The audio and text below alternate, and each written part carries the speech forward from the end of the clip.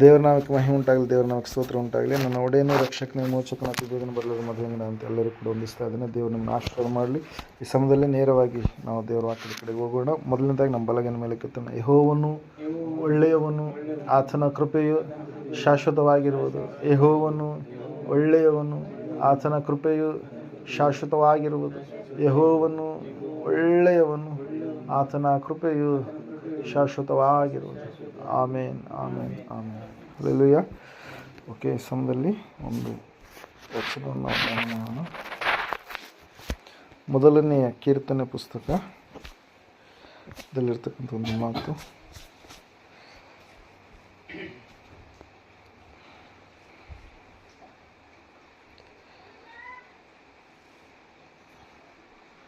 ಮೊದಲನೇ ಪೇತ್ರನ ಪುಸ್ತಕ ಮೊದಲನೇ ಅಧ್ಯಾಯ 17ನೇ ವಚನ ಓದಿಕೊಳ್ಳೋಣ. ಪ್ರತಿಯೊಬ್ಬನ ಕೆಲಸವನ್ನು ನೋಡಿ ಪಕ್ಷಪಾತವಿಲ್ಲದೆ ತೀರ್ಪು ಮಾಡುವ ಆತನನ್ನು ನೀವು ತಂದೆಯೆಂದು ಕರೆಯುವವರಾಗಿರಲಾಗಿ ಈ ಲೋಕದಲ್ಲಿ ನಿಮ್ಮ ಪ್ರವಾಸ ಕಾಲವನ್ನು ಭಯಭಕ್ತಿಯುಳ್ಳವರಾಗಿ ಕಳೆಯಿರಿ ಎಂಬುದಾಗಿ. ಹಲ್ಲೆಲೂಯಾ. ದೇವರು ನಮ್ಮನ್ನು ಈ ಒಂದು ಲೋಕಕ್ಕೆ ಕಳುಹಿಸಿದ್ದಾನೆ. ಈ ಲೋಕದಲ್ಲಿ ನಾವು ದೇವರಿಂದ ಕಳುಹಿಸಲ್ಪಟ್ಟಂಥ ಮಕ್ಕಳಾಗಿರ್ತಕ್ಕಂಥ ನಾವು ದೇವರಿಗೆ ಭಯಭಕ್ತಿ ಉಳ್ಳವರಾಗಿ ನಡೆದುಕೊಳ್ಳಬೇಕು ಅಂತೇಳಿ ದೇವರು ನಮಗೆ ಅನೇಕ ಸಂಗತಿಗಳನ್ನು ಸತ್ಯವೇದದಲ್ಲಿ ಪ್ರಬೋಧಿಸ್ತಾ ಬಂದಿದ್ದಾರೆ ಪ್ರಿಯರೇ. ಹಲ್ಲೆಲೂಯಾ. ಅನೇಕರು ದೇವರಿಗೆ ಭಯಪಡದವರಾಗಿ, ದೇವರಲ್ಲಿ ಭಯಭಕ್ತಿಯನ್ನು ಮಾಡಲಾರದವರಾಗಿ, ದೇವರ ಮೇಲೆ ವಿಶ್ವಾಸವನ್ನು ಇಡಲಾರದವರಾಗಿ, ದೇವರ ಮಾತುಗಳಿಗೆ ವಿಧೇಯತೆಯನ್ನು ತೋರಿಸಲಾರದವರಾಗಿ, ಅವರ ಅಂತ್ಯಾವಸ್ಥೆಯಲ್ಲಿ ನಾವು ನೋಡುವಾಗ ಅವರು ಭಯಂಕರವಾದಂಥ ರೀತಿಯಲ್ಲಿ ಪಾತಾಳದ ವೇದನೆಯಲ್ಲಿ ಜಾರಿ ಹೋಗುವಂಥವರಾಗಿ ಇರ್ತಾರೆ ಪ್ರಿಯರೇ. ಆದರೆ ದೇವರು ನಮ್ಮನ್ನಾದರೂ ಆತನು ತನ್ನ ಮಕ್ಕಳೆಂಬುದಾಗಿ ನಮ್ಮನ್ನು ಕರೆಯದಿರುವಂಥದ್ದು ಮಾತ್ರವಲ್ಲ, ಪಕ್ಷಪಾತವಿಲ್ಲದೆ ತೀರ್ಪು ಮಾಡುವ ಆತನಾಗಿರ್ತಕ್ಕಂಥ ದೇವರು ಆತನಾಗಿದ್ದಾನೆ. ಮನುಷ್ಯರು ನಾವು ಪಕ್ಷಪಾತ ಮಾಡುವಂಥವರಾಗಿರ್ತೀವಿ. ಹಲ್ಲೆಲೂಯಾ. ಒಬ್ಬರಿಗೆ ಒಂದು ಥರ, ಮತ್ತೊಬ್ಬರಿಗೆ ಮತ್ತೊಂದು ಥರ ನೋಡುವವರಾಗಿರ್ತೀವಿ.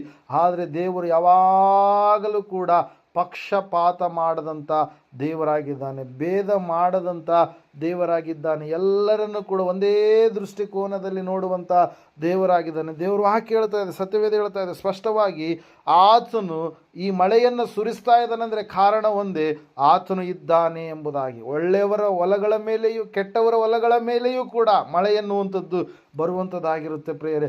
ಆತನು ಒಳ್ಳೆಯವರಿಗೋಸ್ಕರವಾಗಿ ಕೆಟ್ಟವರಿಗೋಸ್ಕರವಾಗಿಯೂ ಕೂಡ ಬೆಳಕಾಗಿರ್ತಕ್ಕಂಥ ಸೂರ್ಯನನ್ನು ಆತನೇನು ಮಾಡ್ತಾ ಇದ್ದಾನೆ, ಮುಂಜಾನೆ ಆತನೇನು ಮಾಡ್ತಾನೆ, ನಮಗೋಸ್ಕರವಾಗಿ ಕಳುಹಿಸುವಂಥದ್ದನ್ನು ನಾವು ನೋಡ್ತಾ ಇದ್ದೇವೆ. ದೇವರು ಯಾವಾಗಲೂ ಕೂಡ ಒಳ್ಳೆಯದನ್ನೇ ಮಾಡುವಂಥ ದೇವರಾಗಿದ್ದಾನೆ. ವಾಕ್ಯ ಹೇಳ್ತದೆ, ಸತ್ಯವೇದ ಹೇಳ್ತಾ ಇದೆ ಪ್ರಿಯರೇ, ದೇವರಂತೆ ಆತನು ತನ್ನಲ್ಲಿ ಯಾರು ಭಯದಿಂದ ಭಕ್ತಿಯಿಂದ ತನ್ನ ಕಡೆಗೆ ಯಾರು ನೋಡ್ತಾರೋ ಎಂಬುದಾಗಿ ಆತನು ಕಾಯ್ತಾ ಇರ್ತಾನಂತೆ. ಹಲ್ಲೆಲೂಯಾ.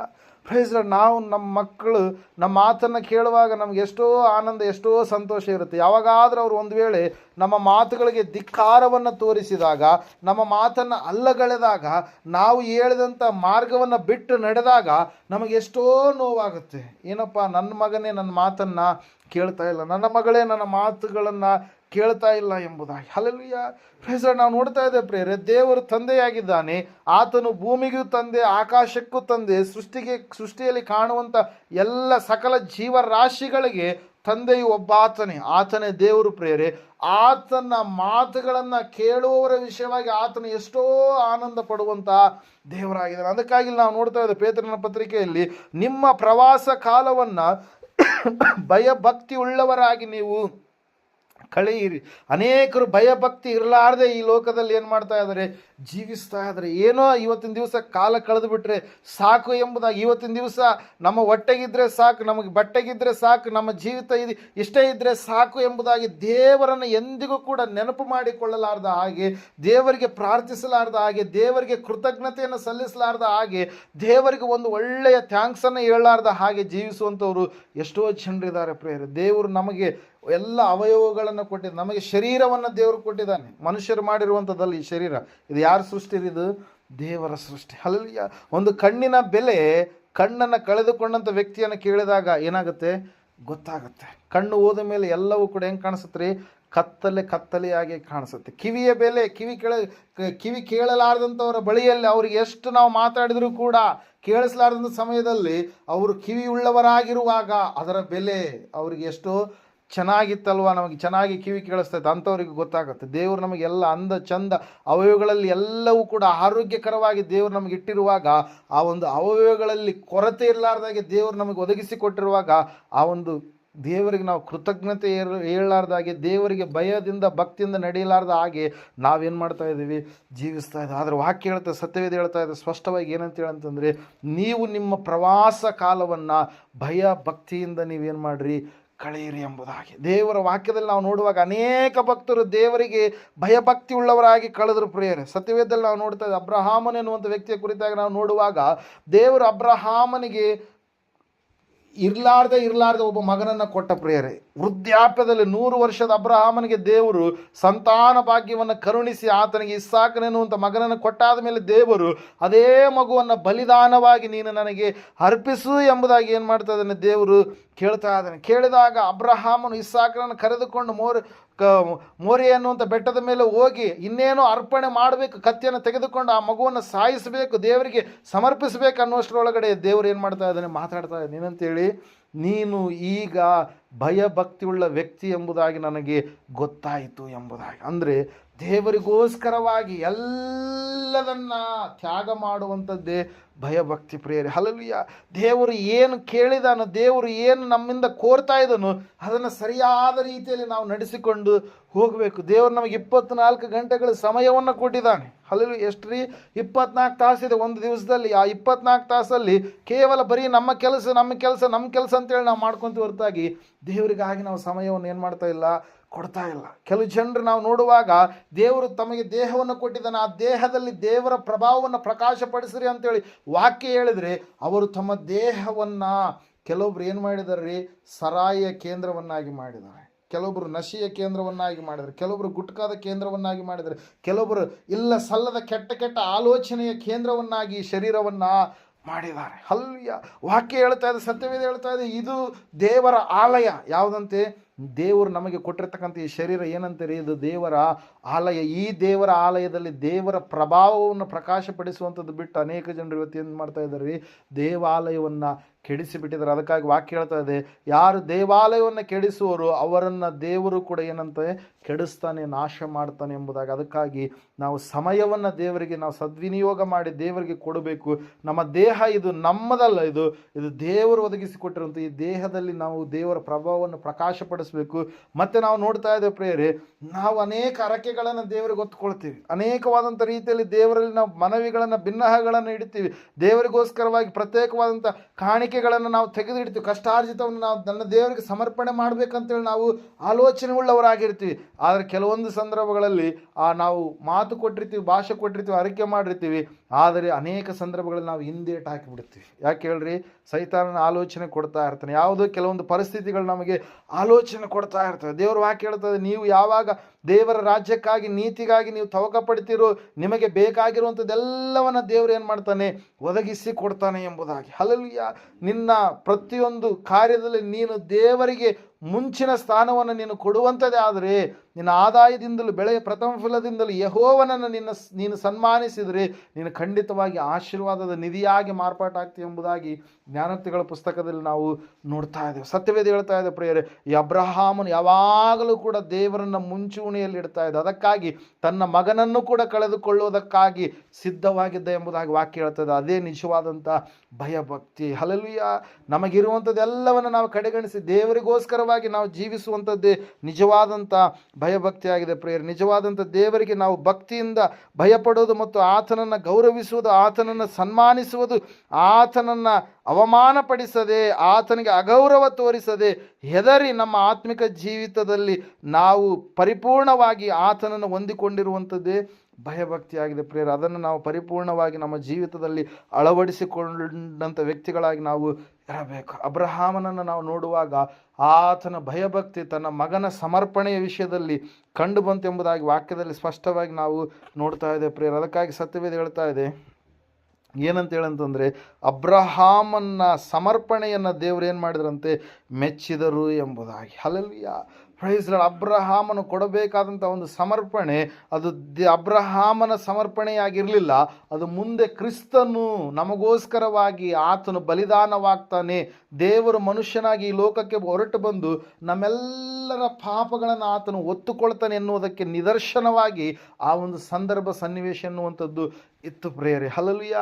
ಇಸಾಕನ ಬದಲಾಗಿ ಟಗರನ್ನು ಸಮರ್ಪಣೆ ಮಾಡಿದರು. ಅದೇ ರೀತಿಯಾಗಿ ಆತನ ಮಕ್ಕಳಾಗಿರ್ತಕ್ಕಂಥ ನಾವು ತಪ್ಪು ಪಾಪಗಳನ್ನು ಮಾಡಿದಾಗ ನಮಗೆ ಬದಲಾಗಿ ತಂದೆಯೇ ಮಗನಾಗಿ ಅವತರಿಸಿ ಈ ಲೋಕಕ್ಕೆ ಆತನು ಹೊರಟು ಬಂದು ಮನುಷ್ಯ ಕುಮಾರನಾಗಿ ದೇವಕುಮಾರನಾಗಿ ಆತನು ನಮ್ಮೆಲ್ಲರಿಗೋಸ್ಕರವಾಗಿ ಯಜ್ಞದ ಪಶುವಾಗಿ ಆತನು ನಮ್ಮೆಲ್ಲರ ಪಾಪವನ್ನು, ಶಾಪವನ್ನು, ರೋಗವನ್ನು, ಅವಮಾನವನ್ನು, ಕತ್ತಲೆಯ ಜೀವಿತವನ್ನು, ದಂಡನೆಯನ್ನು ಎಲ್ಲವನ್ನ ಆತನು ಹೊತ್ತುಕೊಂಡು ನಮಗೆ ಬಿಡುಗಡೆಯನ್ನು ಒದಗಿಸಿದ ಪ್ರಿಯರೇ. ಅದಕ್ಕಾಗಿ ನಾವು ನೋಡ್ತಾ ಇದ್ದೇವೆ, ನೀವು ನಿಮ್ಮ ಪ್ರವಾಸ ಕಾಲದಲ್ಲಿ ದೇವರಿಗೆ ಭಯಭಕ್ತಿ ಉಳ್ಳವರಾಗಿ ನೀವು ಕಳೆಯಬೇಕಾಗಿದೆ ಎಂಬುದಾಗಿ ದೇವರ ವಾಕ್ಯದಲ್ಲಿ ನಾವು ನೋಡ್ತಾ ಇದ್ದೀವಿ. ಯೋಬನ ಪುಸ್ತಕದಲ್ಲಿ ಕೂಡ ಯೋಬನು ಪರಿಪೂರ್ಣವಾಗಿ ದೇವರಿಗೆ ಭಯಪಡುವಂಥ ವ್ಯಕ್ತಿ ಆಗಿರುವಂಥದ್ದನ್ನು ನಾವು ನೋಡ್ತಾ ಇದ್ದೇವೆ. ಹಲ್ಲೆಲೂಯಾ.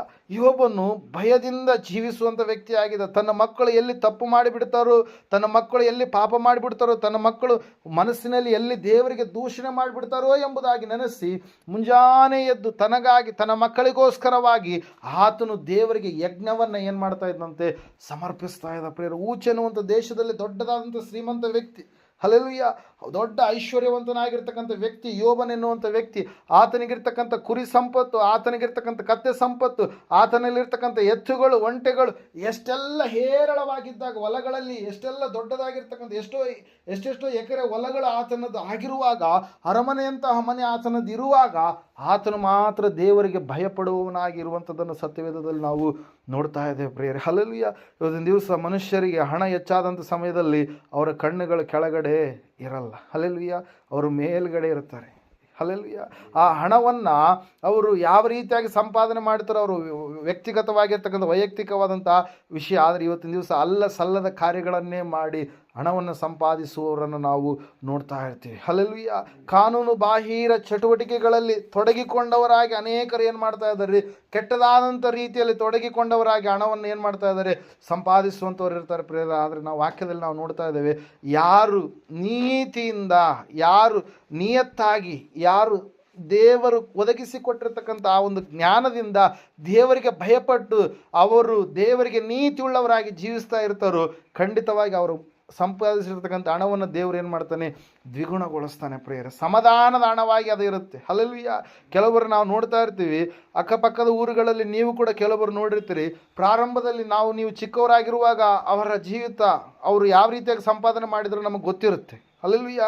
ಆದರೆ ಇತ್ತೀಚಿನ ದಿನಗಳಲ್ಲಿ ಅವರ ಅಂತ್ಯಾವಸ್ಥೆ ನಾವು ನೋಡಿದಾಗ ಅವರು ಆ ಸಮಯದಲ್ಲಿ ಎಷ್ಟೋ ರೀತಿಯಲ್ಲಿ ಹಣ ಉಳ್ಳವರಾಗಿದ್ರಲ್ವಾ, ಆದರೆ ಈ ಸಮಯದಲ್ಲಿ ಒಂದು ಸ್ವಲ್ಪ ಕೂಡ ಭೂಮಿ ಇರಲಾರ್ದ ಹಾಗೆ, ಮನೆಯಲ್ಲಿ ಸಮಾಧಾನ ಇರಲಾರ್ದಾಗೆ ಎಷ್ಟೋ ಮರಣಗಳು ಅವರ ಮನೆಯಲ್ಲಿ ಸಂಭವಿಸಿದವಲ್ಲ, ಎಂಥ ಕೆಟ್ಟದಾಗಿರ್ತಕ್ಕಂಥ ಮರಣವನ್ನು, ಸಾವನ್ನು ಅವರು ಕಂಡ್ರಲ್ವಾ ಅಂತೇಳಿ ನೀವು ಮಾತಾಡಿಕೊಂಡವರಾಗಿರ್ತೀವಿ ಪ್ರಿಯರೇ. ಕಾರಣ ಒಂದು, ಅವರು ಅನ್ಯಾಯದ ಆಸ್ತಿಯನ್ನು ಸಂಪಾದನೆ ಮಾಡಿದರೆ ಅರ್ಧಾಯುಷ್ಯದಲ್ಲಿಯೇ ಅವ್ರು ಏನಾಗ್ತಾರಂತ, ಅವುಗಳು ಅವರಿಂದ ಬಿಟ್ಟು ಹೋಗುವಂಥದ್ದು ಮಾತ್ರವಲ್ಲ, ಅಕಾಲವಾದಂಥ ಮರಣ ಎನ್ನುವಂಥದ್ದು ಅವರನ್ನು ಆವರಿಸಿರುವಂಥದ್ದನ್ನು ನಾವು ನೋಡ್ತಾ. ಅದಕ್ಕಾಗಿ ದೇವರಲ್ಲಿ ಭಯಭಕ್ತಿಯಿಂದ ಸಂಪಾದನೆ ಮಾಡಿರುವಂಥದ್ದು ಅದು ಸ್ವಲ್ಪವೇ ಆಗಿರಲಿ, ದೇವರು ಅದನ್ನು ಆಶೀರ್ವದಿಸುವಾಗ ಅದು ಏನಾಗುತ್ತಂತೆ, ಹೆಚ್ಚಾಗುತ್ತೆ. ಹಲ್ಲೆಲೂಯಾ.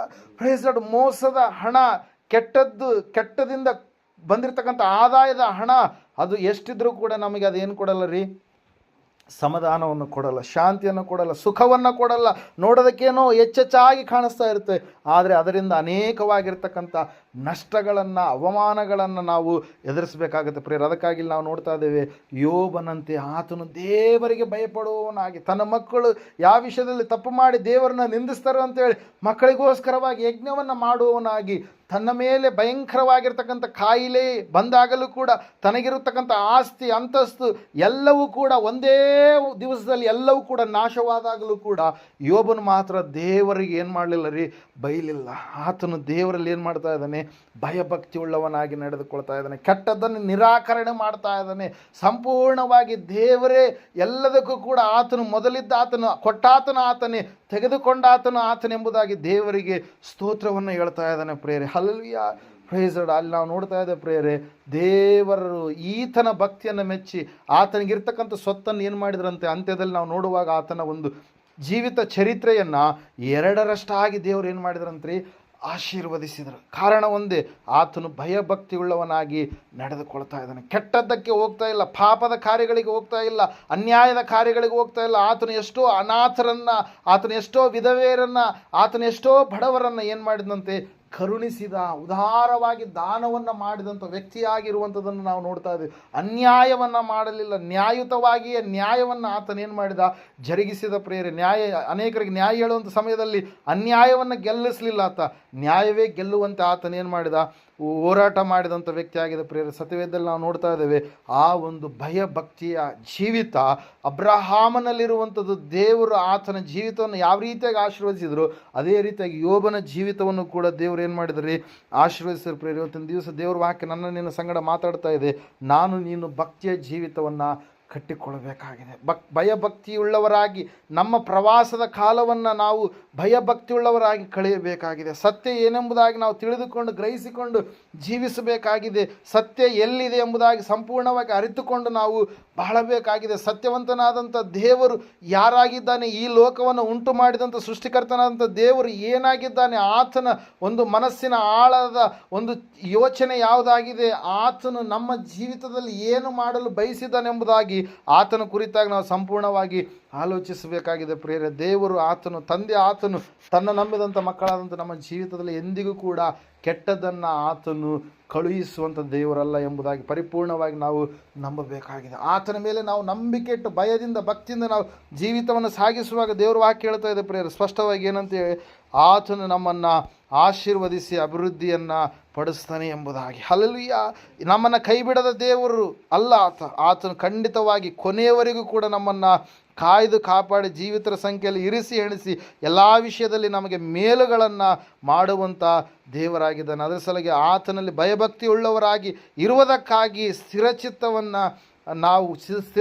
ಉಳ್ಳವರಾಗಿ ನಾವು ಜೀವಿಸುವಂಥದ್ದು ಎಷ್ಟೋ ಮೇಲು ಪ್ರೇರೆ. ನಮ್ಮ ಚಿತ್ತ ಯಾವಾಗಲೂ ಕೂಡ ಏನಾಗಬಾರ್ದು, ಚಂಚಲದ ಕಡೆಗೆ ಹೋಗಬಾರ್ದು. ಅಲ್ಲಿ ಸ್ಥಿರವಾಗಿ ನಾವು ದೇವರ ಕಡೆಗೆ ಜೀವಿಸುವಂಥವ್ರು ಇರುವಂಥವರು ಆಗಬೇಕು. ದೇವರಿಗೆ ದಾವೀದನು ಯಾವ ರೀತಿಯಾಗಿ ಭಯಪಟ್ಟು ದೇವರಿಗೆ ಭಯಭಕ್ತಿ ಉಳ್ಳವನಾಗಿ ಜೀವಿಸಿದನು, ನಾವು ಕೂಡ ದೇವರಲ್ಲಿ ಭಯಭಕ್ತಿ ಉಳ್ಳವರಾಗಿ ಇರುವಾಗ ಆತನು ನಮ್ಮನ್ನು ಶತ್ರುಗಳ ಕೈಯಿಂದ ತಪ್ಪಿಸುವಂಥದ್ದು ಮಾತ್ರವಲ್ಲ, ಆತನು ನಮ್ಮನ್ನು ಏಳಿಗೆ ಅಭಿವೃದ್ಧಿಪಡಿಸುವಂಥ ದೇವರು ಕೂಡ ಆಗಿದ್ದಾನೆ ಪ್ರಿಯರೇ. ಅದರ ಸಲುವಾಗಿ ನಾವು ದೇವರಲ್ಲಿ ನಾವು ಭಯಭಕ್ತಿ ಉಳ್ಳವರಾಗಿ ಈ ಲೋಕದ ಪ್ರವಾಸದ ದಿನಗಳನ್ನು ನಾವು ಕಳೆಯುವಾಗ ಖಂಡಿತವಾಗಿ ನಮಗೆ ಮೇಲು ಎನ್ನುವಂಥದ್ದು ಇದೆ. ಆತನು ನಮ್ಮನ್ನು ಎಂದಿಗೂ ಕೂಡ ಕೈ ಬಿಡದಂಥ ದೇವರಾಗಿದ್ದಾನೆ ಎಂಬುದಾಗಿ ಪರಿಪೂರ್ಣವಾಗಿ ನಾವು ಅರಿತುಕೊಂಡು ಜೀವಿಸಬೇಕಾಗಿದೆ. ಸತ್ಯವೇದ ಹೇಳ್ತಾ ಇದೆ ಪ್ರಿಯರೇ, ದೇವರು ಹೇಳಿದ ಅಬ್ರಾಹ್ಮನೇ ನೀನು ಭಯಪಡಬೇಡ, ನಾನು ನಿನಗೆ ಗುರಾಣಿಯಾಗಿ ಇದ್ದೇನೆ, ನಿನಗೋಸ್ಕರವಾದಂಥ ಅತ್ಯಧಿಕವಾದಂಥ ಬಹುಮಾನ ಎನ್ನುವಂಥದ್ದು ಇಟ್ಟದೆ ಎಂಬುದಾಗಿ. ಹಲ್ಲೆಲೂಯಾ.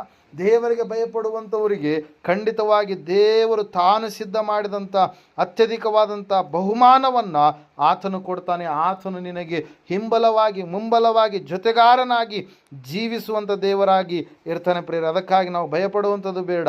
ಏನೇ ಕಷ್ಟಗಳು, ಏನೇ ಸಮಸ್ಯೆಗಳು, ಏನೇ ನೋವುಗಳು, ಎಂತಹ ಸಂಕಷ್ಟ ಸಂಕೋಲೆಗಳು ಬಂದಾಗ ಅದನ್ನು ದೇವರೇ ಹೊತ್ತುಕೊಂಡು ದೇವರೇ ನಿಭಾಯಿಸ್ತಾನೆ ಎಂಬುದಾಗಿ ಪರಿಪೂರ್ಣವಾಗಿ ಆತನ ಮೇಲೆ ನಾವು ಭಕ್ತಿಯನ್ನು ಉಳ್ಳವರಾಗಿ ಭಯಪಡುವವರಾಗಿ ಆತನನ್ನೇ ನಾವು ಸಂಪೂರ್ಣವಾಗಿ ಮುಂದೆ ಇಟ್ಟು ಹೋಗುವಾಗ ಸತ್ಯವೇದ ಹೇಳ್ತಾ ಇದೆ ಸ್ಪಷ್ಟವಾಗಿ. ಏನಂತ ಹೇಳಂತಂದರೆ, ಆತನು ನಮ್ಮನ್ನು ಖಂಡಿತವಾಗಿ ನಿಲ್ಲಿಸುವಂಥ ದೇವರಾಗಿದ್ದಾನೆ. 22:12 ಆದಿಕಾಂಡ ಪುಸ್ತಕದಲ್ಲಿ ನಾನು ಈಗಾಗಲೇ ಹೇಳಿದ ಹಾಗೆ, ನೀನು ದೇವರಲ್ಲಿ ಭಯಭಕ್ತಿ ಉಳ್ಳ ವ್ಯಕ್ತಿ ಎಂಬುದಾಗಿ ಈಗ ತೋರಬಂತು ಎನ್ನುವಂಥ ಮಾತನಲ್ಲಿ ನಾವು ನೋಡ್ತಾ ಇದ್ದೇವೆ ಪ್ರೇರ. ಅದಕ್ಕಾಗಿ ನಾವು ಭಯಪಡುವಂಥದ್ದು ಬೇಡ. ಖಂಡಿತವಾಗಿ ದೇವರಲ್ಲಿ ನಾವು ಭಯಭಕ್ತಿ ಉಳ್ಳವರಾಗಿ ಪ್ರವಾಸ ಕಾಲವನ್ನು ನಾವು ಕಳೆಯುವಂಥವರಾಗೋಣ. ಇನ್ನು ಎಷ್ಟೋ ಭಕ್ತರು ಅವರು ಭಯಭಕ್ತಿ ಉಳ್ಳವರಾಗಿದ್ದ ಕಾರಣಕ್ಕಾಗಿ ಅವರು ಸಿಂಹಗಳ ಬಾಯಿಂದ ತಪ್ಪಿಸಿಕೊಂಡ್ರು. ಅವರು ಭಯಭಕ್ತಿ ಉಳ್ಳವರಾಗಿದ್ದ ಕಾರಣಕ್ಕಾಗಿ ಅವರನ್ನು ಅಗ್ನಿ ಎಲ್ಲಿ ಹಾಕಿದರೂ ಕೂಡ ಬೆಂಕಿ ಅವರನ್ನು ನಾಶ ಮಾಡೋದಕ್ಕೆ ಆಗಲಿಲ್ಲ. ಅವರು ಭಯಭಕ್ತಿ ಉಳ್ಳವರಾಗಿದ್ದ ಕಾರಣಕ್ಕಾಗಿ ಅನೇಕ ರೋಗಗಳು, ಮರಣದ ಕಾಯಿಲೆಗಳು, ಭಯಂಕರವಾದಂಥ ಪರಿಸ್ಥಿತಿಗಳು ಬಂದಂಥ ಸಮಯದಲ್ಲಿ ಕೂಡ ಅವರು ಏನಾಗಲಿಲ್ಲ, ಬಿದ್ದು ಹೋಗಲಿಲ್ಲ, ಸೋತು ಹೋಗಲಿಲ್ಲ. ಕಾರಣ ಒಂದೇ ಪ್ರಿಯರೇ, ಅವರು ದೇವರಿಗೆ ಮಾಡಿದಂಥ ಭಯಭಕ್ತಿಯ ಜೀವಿತ ಅವರನ್ನ ಒಂದಲ್ಲ ಒಂದು ಸಮಯದಲ್ಲಿ ಮೇಲಕ್ಕೆ ಎತ್ತಿ ಹಿಡಿದು ಉನ್ನತವಾದಂಥ ಸ್ಥಾನದಲ್ಲಿ ಅವ್ರನ್ನ ನಿಲ್ಲಿಸ್ತು. ದೇವರಿಗೆ ಭಯಪಡುವಂಥ ಯೋಸೇಫನ ಜೀವಿತವನ್ನು ನಾವು ನೋಡುವಾಗ ಆತನಿಗೆ ಮನೆಯವರಿಂದ ಅನೇಕ ಸಮಸ್ಯೆಗಳು ಬಂದು, ಸೆರೆಮನೆಯ ಅಧಿಕಾರಿಯಿಂದ ಸಮಸ್ಯೆಗಳು, 44ನ ಮನೆಯಲ್ಲಿ ಸಮಸ್ಯೆಗಳು. ನಾವು ನೋಡ್ತಾ ಇದ್ದೇವೆ ಎಷ್ಟೆಲ್ಲ ಯಾರೆಲ್ಲ ಆತನಿಗೆ ಮಾತು ಕೊಂಡಂಥವರೆಲ್ಲರೂ ಕೂಡ ಮರೆತು ಹೋದರು. ಆದರೆ ದೇವರ ವಾಕ್ಯ ಹೇಳ್ತಾ ಇದೆ, ಈ ಯೋಸೇಫನ ಸಂಗಡ ಯೆಹೋವನು ಇದ್ದದರಿಂದ ಎಂಬುದಾಗಿ. ಅವನು ಸೆರೆಮನೆಯಲ್ಲಿಯೂ ಆಶೀರ್ವದಿಸಲ್ಪಟ್ಟ, 44ನ ಮನೆಯಲ್ಲಿಯೂ ಕೂಡ ಆಶೀರ್ವದಿಸಲ್ಪಟ್ಟ, ಆಮೇಲೆ ಅರಮನೆಯಲ್ಲಿಯೂ ಕೂಡ ಆಶೀರ್ವದಿಸಲ್ಪಟ್ಟ. ಕಾರಣ ಒಂದೇ, ಆತನು ದೇವರಿಗೆ ಪರಿಪೂರ್ಣವಾಗಿ ಭಯಭಕ್ತಿಯುಳ್ಳವನಾಗಿ ನಡೆಯುವಂಥ ವ್ಯಕ್ತಿಯಾಗಿದೆ. ಪ್ರಿಯರೇ, ಇವತ್ತು ನನ್ನನ್ನು ನಿನ್ನ ಜೀವಿತವನ್ನು ಕೂಡ ದೇವರು ಎಂದಿಗೂ ಕೂಡ ಕೈ ಬಿಡದೆ ಆತನ ಆಶೀರ್ವದಿಸಬೇಕಾದರೆ ನಾವು ದೇವರಿಗೆ ಭಯಪಡುವವರು ಆಗಬೇಕು. ಇವತ್ತಿನ ದಿವಸ ನಾವು ನೋಡ್ತಾ ಇದ್ದೇವೆ, ದೇವರಿಗೆ ಭಯಪಡದ ಜನಾಂಗ ಎನ್ನುವಂಥದ್ದು ಉತ್ಪತ್ತಿಯಾಗಿದೆ. ಅವರು ದೇವರನ್ನೇ ಪ್ರಶ್ನಿಸುವ ರೀತಿಯಲ್ಲಿ ಜೀವಿಸುವಂಥವರಾಗಿರುವಂಥದ್ದನ್ನು ನಾವು ನೋಡ್ತಾ ಇದ್ದೇವೆ. ಪ್ರಿಯರೇ, ಅದಕ್ಕಾಗಿ ನಾವು ತಿಳ್ಕೊಳ್ಬೇಕಾಗಿರ್ತಕ್ಕಂಥ ಅಂಶ ಒಂದೇ, ಕಲಿತುಕೊಳ್ಬೇಕಾಗಿರ್ತಕ್ಕಂಥ ಅಂಶ ಒಂದೇ, ನಾವು ದೇವರಿಗೆ ಭಯಪಡೋಣ, ದೇವರಲ್ಲಿ ಭಕ್ತಿಯುಳ್ಳವರಾಗಿ ನಾವು ಜೀವಿಸುವಂಥ ಮಕ್ಕಳಾಗೋಣ. ಈ ಸಮಯದಲ್ಲಿ ನಾವೆಲ್ಲರೂ ನಿಂತ್ಕೊಳ್ಳೋಣ, ಪ್ರಾರ್ಥನೆ ಮಾಡೋಣ.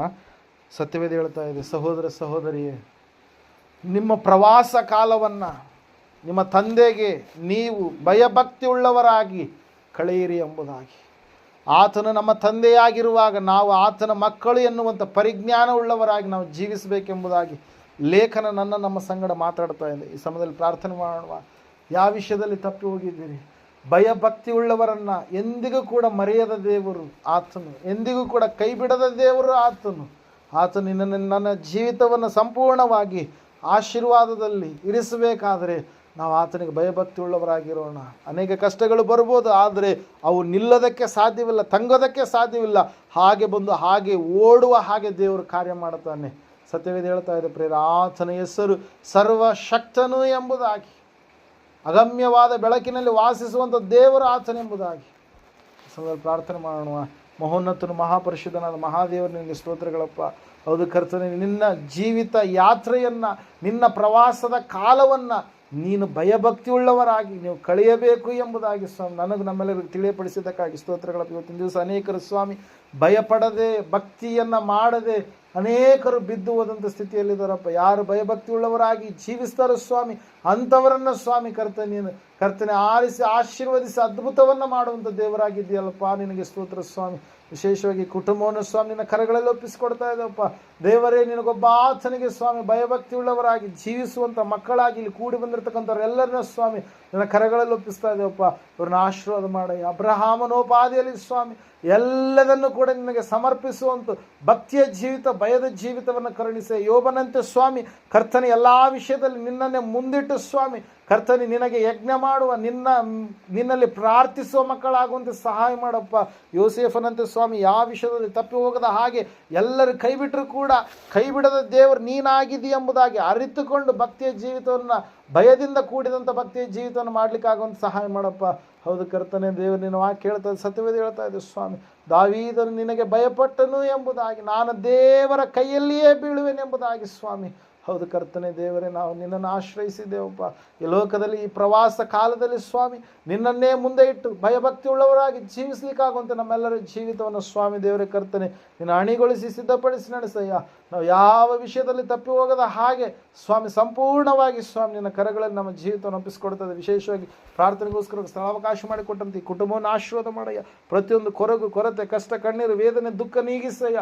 ಹೊಲಗಳ ಬೆಳೆ ವಿಷಯದಲ್ಲಿ, ಜೀವದಾನಗಳ ವಿಷಯದಲ್ಲಿ, ಮಕ್ಕಳ ಭವಿಷ್ಯತ್ತಿನ ವಿಷಯದಲ್ಲಿ ಕರ್ತನೆ ಎಲ್ಲ ಸ್ವಾಮಿ ಕಾರ್ಯಕ್ರಮಗಳ ವಿಷಯದಲ್ಲಿ ನೀವು ತಾನೇ ಸ್ವಾಮಿ ಮುಂಬಲವಾಗಿ ಹಿಂಬಲವಾಗಿ ಜೊತೆಗಾರನಾಗಿದ್ದು ಸ್ವಾಮಿ ನೀವು ತಾನೇ ನಡೆಸಿ ಎಲ್ಲ ರೀತಿಯಲ್ಲಿ ಆಶೀರ್ವಾದದಿಂದ ತುಂಬಿಸ್ತಾ ಬರಬೇಕೆಂಬುದಾಗಿ ಅತಿ ಬೇಗನೆ ಬರಲಿರುವ ಯೇಸು ಕ್ರಿಸ್ತನ ನಾಮದಲ್ಲಿ ಪ್ರಾರ್ಥಿಸಿ ಬೇಡರ್ಪಿಸಿ ಬೇಡಿದೆಲ್ಲವನ್ನ ಯೇಸುವಿನ ನಾಮದಲ್ಲಿ ಹೊಂದಿದ್ದೇವೆ ಪರಮ ತಂದೆಯೇ, ಆಮೇಲೆ. ನಮ್ಮ ತಂದೆಯಾದ ದೇವರ ಶಾಶ್ವತವಾದ ಪ್ರೀತಿ, ಕುಮಾರನಾಗಿ ಬಂದರೆ ಯೇಸು ಕ್ರಿಸ್ತನ ಶಾಶ್ವತವಾದ ಕೃಪೆ, ಪರಿಶುದ್ಧಾತ್ಮ ದೇವರ ಶಾಶ್ವತವಾದ ನಿಂತು ನಡೆಸಿ ಅಲಂಕರಿಸಿ ಬಲಪಡಿಸಿ ಕೂಡಿ ಬಂದರೆ ಇವರ ಸಂಘದಲ್ಲಿ ಸಕಲ ಸದ್ಭಕ್ತರ ಸಂಘ, ಪ್ರಪಂಚದಲ್ಲಿ ಮನುಷ್ಯರ ಸಂಘದಲ್ಲಿ ಸದಾ